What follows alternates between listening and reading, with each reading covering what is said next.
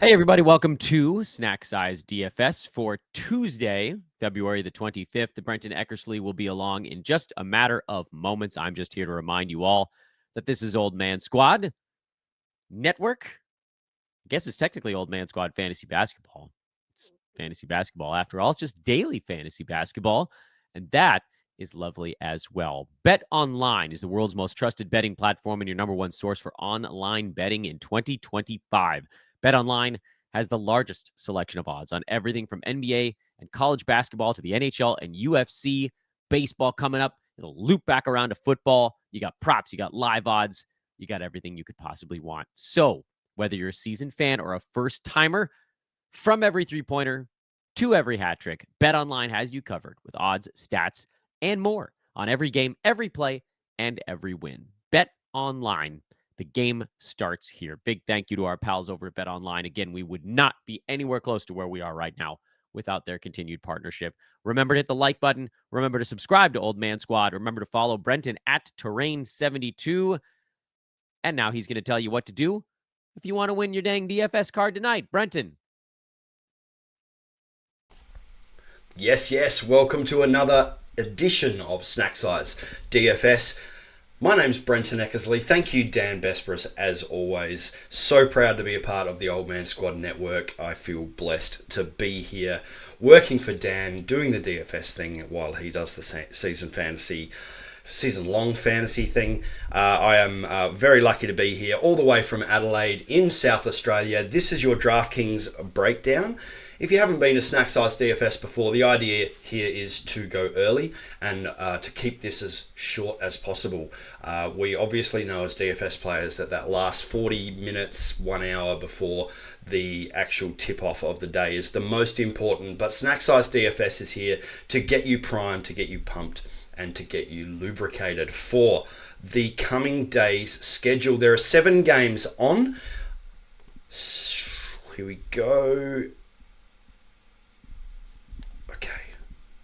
Sorry about that. There we go. 7 games on Tuesday, February the 25th. And it's a good day for me because I don't have to deal with Brooklyn and I don't have to deal with Utah.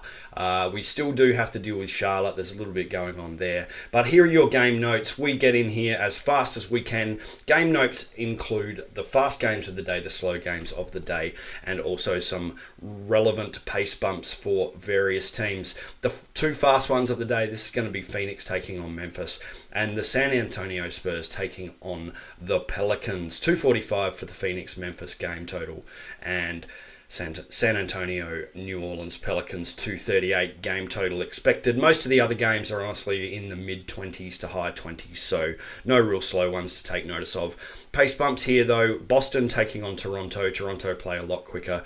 Orlando, anytime Orlando play, it's almost definitely going to be a pace bump. They're taking on Cleveland, and that will be a big pace bump for them. Phoenix taking on the Memphis Grizzlies is also a pace bump for the Suns. Attack and stack, it's a couple of obvious ones here. The Phoenix Suns taking on the Memphis Grizzlies. Hopefully this one is a good one to attack because it should stay close, but the Grizzlies do play very quickly. It's actually unusual to see a team at the top of the pace board who are right in the mix as the season goes along.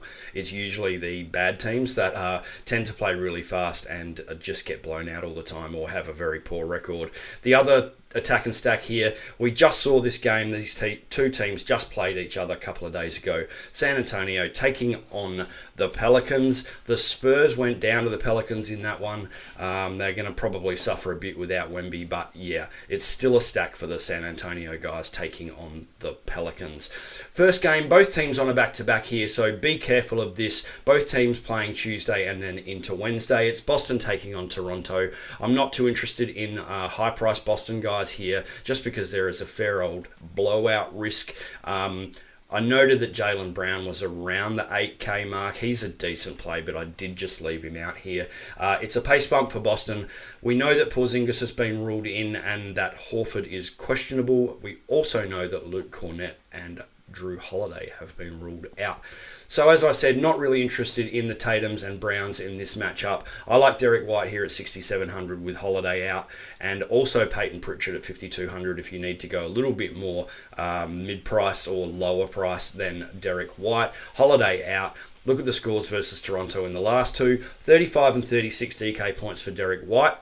But this time we have Holiday out and Peyton Pritchard 5,200. Similar kind of scoring, so it probably makes Pritchard a bit better play for me in this one. And if you believe, I don't like to play blowout stacks very often because all you need is the team to keep it close and you've wasted a pick completely. But Naemis Cater at 3K, if you think that this is just an obvious blowout and that there's no way the Raptors can keep it close, then 3K with Horford questionable as well might see some more minutes for Cater.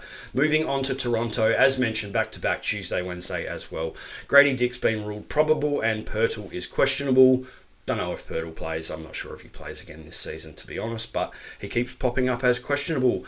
Just a note on Scotty Barnes, I think he's priced appropriately here, and I am not going to chase that Chris Boucher game. We know that he can just go back to 8 minutes and 11 DK points. Emmanuel quickly, though, at 6,900. The minutes are back. 21 and 15 field goal attempts in the last two games is what we love to see. He does have 40 to 50 DK points. Upside, it's a tough matchup versus Boston. He doesn't make my favourite plays, but we have to mention a couple of guys from each team because we don't always fall on the favourite plays every single time we want to, and 6,900, I don't think Emmanuel quickly will burn you at that price. RJ Barrett at 7,200, again, high field goal attempts in his last... Well, that's 8 games, actually, not just 2 like Emmanuel Quickly, who's still working back from injury, but RJ Barrett, 15 to 20 field goal attempts in his last 8 games. We'd love to see that, and he's actually burnt Boston this season. So $7,200 price for 68 and 51 DK points feels like a pretty nice play versus the Boston Celtics. Cleveland, Orlando, this is going to be a pace bump, a big one for Orlando Magic. We know that Garland is questionable here. I've noted on the Cleveland side of the things, this is a major blowout risk. It's tough for Orlando to keep things close at the moment with just about anybody, even with Paolo back. There's a serious 20 to 30 point blowout risk here. Again, can't always play that way, but yeah, it does feel like I don't want to really mess around with the high price guys here for Cleveland either. Ty Jerome at 4,700. He's had a little price jump there, but look, if Garland can't go, it's a pretty easy plug-and-play move. The dude can just score in bunches, and he does get some peripheral stats, some assists, and a small amount of rebounds and steals as well. So 4,700 for Ty Jerome is a really nice price if Garland can't go. Jarrett Allen, 6,200. He's beaten that in his last 6 of 8 games. The field goal attempts are up for him. They just seem to be using him more, whether that's a little team restructuring usage, but it's certainly there, and 6,200 is no mean price for Jarrett Allen. Max Strus is a bit of a pinata play here. $4,200. Oh, if you're new to Stack Size DFS and you're not sure what I mean when I say pinata play, it's basically my little version of a dart throw. In my brain, I have a blind man entering a dark room with a toothpick swinging at a pinata. It's really unlikely to actually happen. Probably a little bit more likely to happen with a guy like Max Strus who's starting. But yeah, that's what I mean when I say pinata play. It's a real swing at the fences. So anyway, 4,200. He's starting 31 minutes in his last game. For the Magic, Franz Wagner is the high price guy here. I like 8,700, and that is mostly off the back of being able to attack Cleveland at the small forward position. So Franz Wagner really only makes my lineup here, or my suggested plays, because of that fact and also the pace bump. But of course, Orlando would have to keep this pretty close. Cole Anthony's the guy I do like, 5,300. The last game versus Washington, he was basically dragged out of the rotation because he couldn't hit a damn shot. He was 1 from 9 from the field, and coach said, yeah, that's enough of that. We'll put Anthony Black here in here, and I believe there is a bounce-back game coming here for Cole Anthony. The Phoenix Suns taking on the Memphis Grizzlies. Fastest game of the day. It is the Phoenix Suns who get that serious pace bump playing against the Grizzlies. I think this stays close, and therefore I do like high-price guys here. For the Phoenix Suns, Cody Martin is still out, and for the Memphis Grizzlies, there's nothing really of note in the injury report at the time of recording. So, back to the Suns. Kevin Durant, 8-9. That's a price drop. I love anytime we see Kevin Durant under 9K, and in previous seasons, you've seen him up well over 9K. So, I like this price for Kevin Durant versus the Grizzlies, and if you look closely, he did drop 55 and 57 points on Memphis earlier this season. DK points, not actual points. Bradley Beal, 6,400. Doesn't often make my board. Sometimes he does when the price is right. He's back to starting again. The minutes are way up in the last 2 games. Field goal attempts way up in the last 2 games. It's a pretty nice price for Bradley Beal with that many field goal attempts. And just a note on Devin Booker. Look, he may burn me here. 9K is very similar to Durant, but I'm going to go on past history versus the Grizzlies. And so I like Durant over Booker here.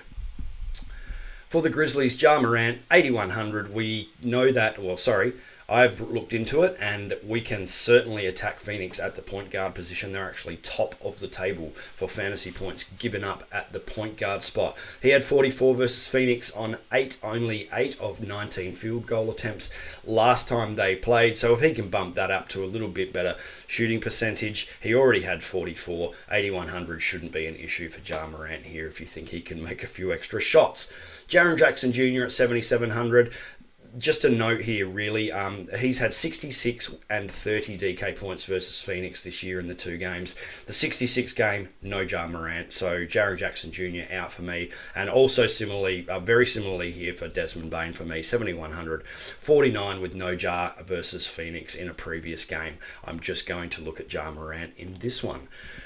The Bucks taking on the Rockets in Houston. For the Milwaukee Bucks, Giannis and Gary Trent Jr. both probable, and Pat Connaughton is ruled out already. On the Bucks side of things, Kyle Kuzma at 7K. We've got to talk Giannis and Dame, and the bottom line here is the pricing is appropriate for me here. Either of them can burn me, as I've said already in this episode, but I'm willing to move off of them and not have a look here. The Houston defense is fairly tough. It's going to be a slowish game, so I'm just looking at mid-price guys here, and that's my reasoning for not talking about Giannis and Dame. Kyle Kuzma, 7K. He's your pinata. One of 2 pinata plays here. Yo-yo scoring along with Brook Lopez, 5,700. I will probably look at Lopez here. Kind of similar scoring, bouncing back and forth between mid-20s and anywhere up to 42 or 44 DK points for both of these guys, Kuzma and Lopez. I will take the discount for Brook Lopez at 5,700.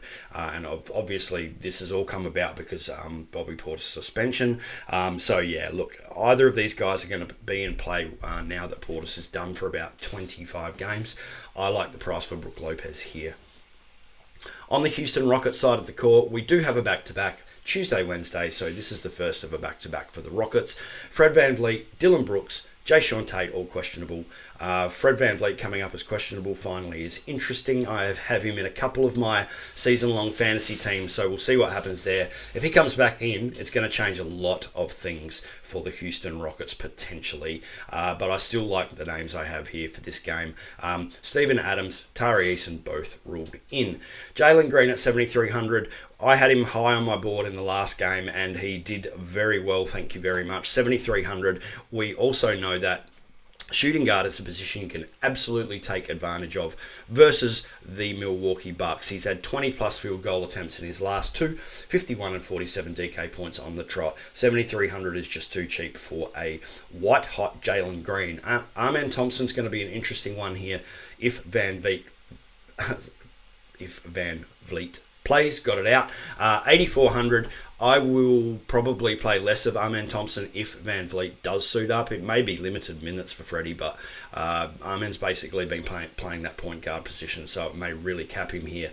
8,400 is probably a little high if Van Vliet comes in. If he's not in, Amen Thompson's just fine at 8,400 because we know we can attack the guard positions for Milwaukee. And your pinata play in this one, Cam Whitmore. This will be if Dylan Brooks is out, even more so if Fred VanVleet still can't go. Just have a feeling Cam Whitmore may get some more minutes and more field goal attempts if Brooks can't go at 4,100. Moving into the Spurs taking on my Pelicans. It's a back-to-back for the Spurs Tuesday, Wednesday. Charles Bassey already ruled out. That's not good. He was on my board here until of that news, of course. It's going to be very interesting. A washing machine is occurring at the centre position for San Antonio now that Wemby is done for the season. However, if you see the bottom name there, it's Bismack Biyombo here. No Bassey now, 4,300. He had 35 DK points versus this same team, the Pelicans, only 2 days ago. Just keep in mind he had 4 blocks and 2 steals in that game. Yeah, it's possible for Biyombo to get 3 to 4 blocks in a game, no problems. Just note that did pump his scoring up a little bit. De'Aaron Fox, 8,800, 3 of 16 versus the Pels. That's very un-De'Aaron Fox-like. We know that Wemby's out. The usage is going to go towards De'Aaron Fox here. I believe there's a bounce back coming, and I like this play as a GPP play. For people who just look at box scores or DK scores, they're going to look at De'Aaron Fox's last output versus the Pelicans and go, no thank you, they must have shut him down. No, he just shot terribly. So De'Aaron Fox back on the board here. Keldon Johnson at 5k, 25 to 30 minutes in his last 3, mostly due to the absence of Wemby and minutes being available. He's a yo-yo scorer though. He has had some decent field goal attempts in his last 3. That is still yo-yoing around. He's a pinata play here for me. Julian Champagny for the Spurs, 4,500. He just absolutely lit the Pelicans up. 6 from 11 3-point attempts, and that was his entire field goal attempt for the game in 19 minutes. So pinata play if you think he can burn the Pels again. The Pelicans absolutely give up 3-point shots everywhere, so it's a decent play, and we've already mentioned Bismack Biyombo. For the Pels, Zion Williamson absolutely cooking at the moment. I love to see it. Wearing his jersey right now, 8,500. His minutes, look, they're still being held back a little bit. He hasn't got to 30 in any of his comeback games yet. Willie Green just seems to be holding him back. So, look, there's going to be a game here where he gets up to 33 minutes and he'll blow through this price, no problems. His field goal attempts are absolutely massive at the moment, as you'd expect. No Ingram, he's gone. No DeJounte Murray. Someone's got to take control of this offense, and it's Zion Williamson / Trey Murphy. He had 45 DK points versus San Antonio 2 days ago in that 20-point blowout, so I like the price here for Zion.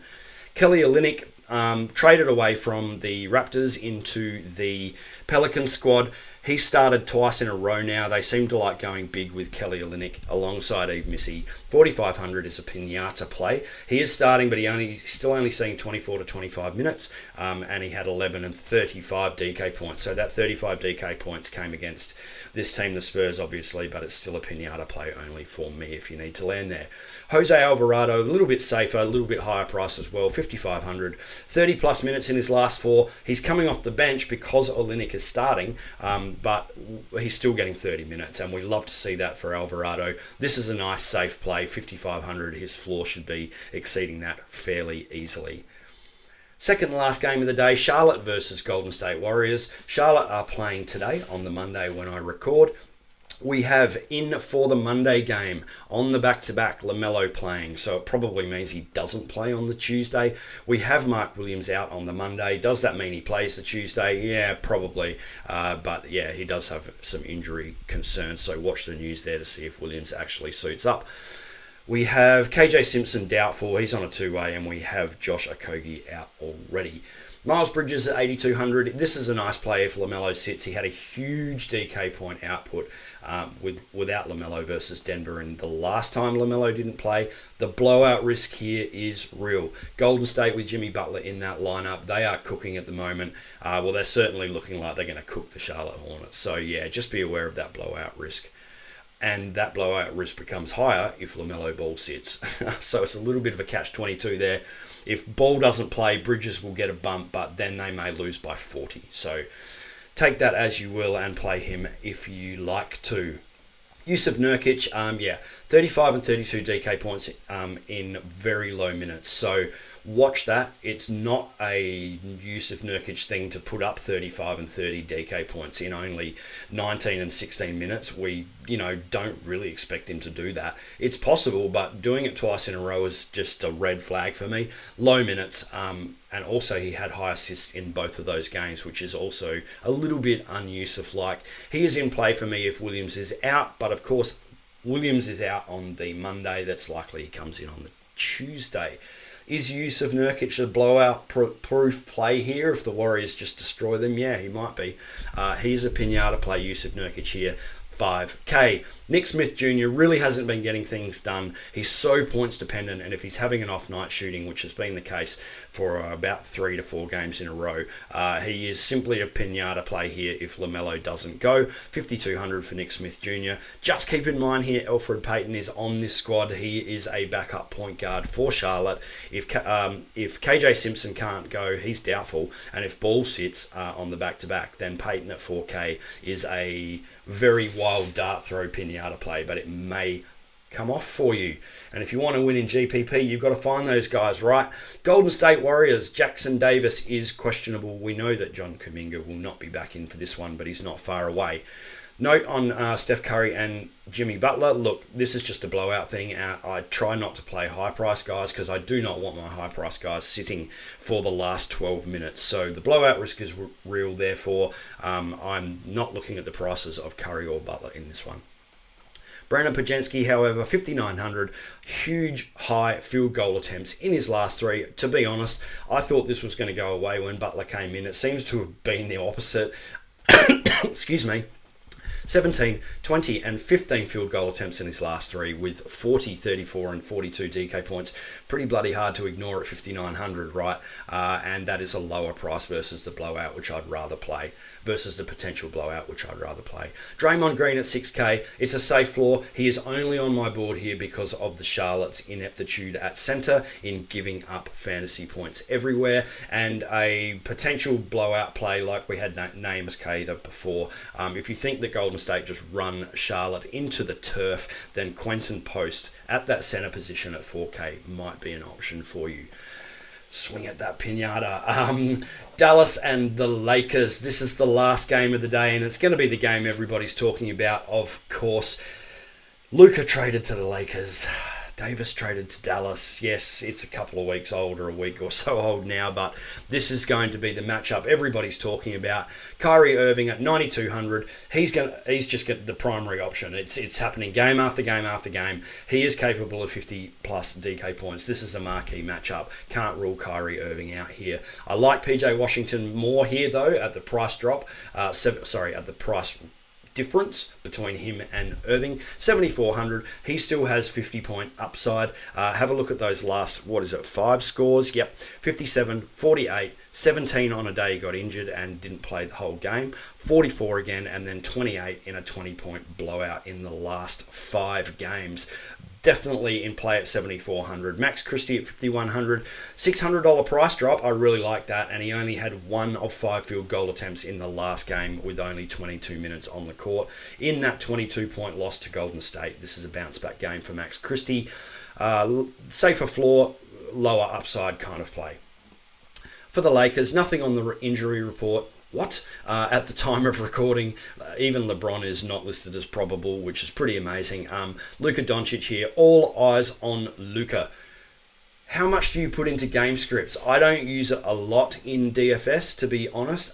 This one's hard to ignore. It's probably a Luka night. 10-5, yes, that's a nice price for Luka as well. He can easily, once he's rolling, get up to around that $12,000 mark. It's the biggest game script of the season. 31 and 33 minutes in his last 2, and he just dropped 68 DK points on Denver. So not much talking you out of Luka Doncic here.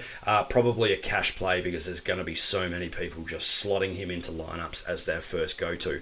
LeBron James will be your GPP away from Luka in this game. 10K. If you think everyone will be on Luka like I do, then your GPP/tournament play is going to be LeBron James. Austin Reeves at 8K. Price drop. He's a mid-price GPP play as well. That's it for me today. 7 games. We had a bit to get through there. A lot to talk about. Lots of news. Here are my favourite plays for Tuesday, February the 25th, I almost said January. That'd be nice. I'd be still on holidays. Tuesday, February the 25th. My favourite plays here, there's some high-price guys and some mid-price guys here. Ty Jerome versus Orlando if Garland can't go. Cole Anthony for the bounce-back versus Cleveland. Kevin Durant versus Memphis in that pace bump, and he's dropped big scores on them this season already. I like Jalen Green again here versus Milwaukee shooting guard position. De'Aaron Fox taking on the Pelicans again for a bounce-back. Back the other way, Zion to cook the Spurs. There's no one who can match up with him. And Alvarado's a nice safe floor play versus the Spurs. Also, Podziemski taking on Charlotte. PJ Washington versus the Lakers. And of course, the game script of the day is going to be Luka Doncic taking on Dallas. Thanks for joining me again today, guys. That was a slightly longer one. We did have a lot of news to get through. Please like and subscribe to the Old Man Squad Network. My name is Brenton Eckersley. You can find me on the socials at Terrain72 on Twitter and at terrain72.bsky.social on Blue Sky. Back to you in the studio, Dan. Have a good day, everybody, and we will see you in actually, I'll just note, I'm not going to be back for a few days. I'm taking my son away on holiday. So, we will be back soon, probably after the weekend. Keep watching the news. Good luck in your DFS lineups. Dan, back to you, mate. Outstanding work, as always, from our good friend, Brenton Eckersley. This show not only brought to you by our friends at BetOnline, but also by our pals at UnderdogFantasy.com. Head there now using promo code OLDMAN, OLDMAN, or just click the link in the show description. Oh, and while you're down there, hit the like button and subscribe to the channel. But if you use those promos, you can unlock up to $1,000 in deposit match bonus cash and a free square, basically. I don't think of the funnest, that's not a word. Thinking of the most accurate way to describe it to you. When you play your first pick'em card, you need to do at least 2 names. That's it. Higher or lower on 2 names. Points, rebounds, assists, steals, blocks, some combination of them. First half, second half, first quarter, whatever it is, you need 2. With the free square, you can knock that down to 1. They give you a player where you don't actually have to do anything. It's one that's going to hit 100% of the time. 99.99999% of the time. So at some point, it could be your first play, it could be your 5th. You don't have to use it right away if you want to kind of get your sea legs first. Then you throw in that freebie, bang, makes it really easy to hit a nice 3x, or you go bigger, pick 3 or 4 and throw in one of them as the free play. Maybe that's the way that you go for the big odds. Either way, it's a lot of fun. You can use the information that Brenton got you here on the DFS show on Snack Size DFS, parlay that into the picks you're going to make. I chose my words very carefully there. Anyway, thank you again, everybody. Thank you to Brenton, Terrain72 on social. Thank you to you guys who are obviously subscribing because you want all future DFS shows on this network, and you want our baseball draft shows, and you want our full season NBA shows, and you want our specialist shows from Slick Rock. You want to get all of our good stuff. So subscribe, hit that like button to make sure everybody knows what this show's about. Comments are open. Brenton will get back to you on those. I'm Dan for the Old Man Squad. Good luck tonight. We'll see you soon.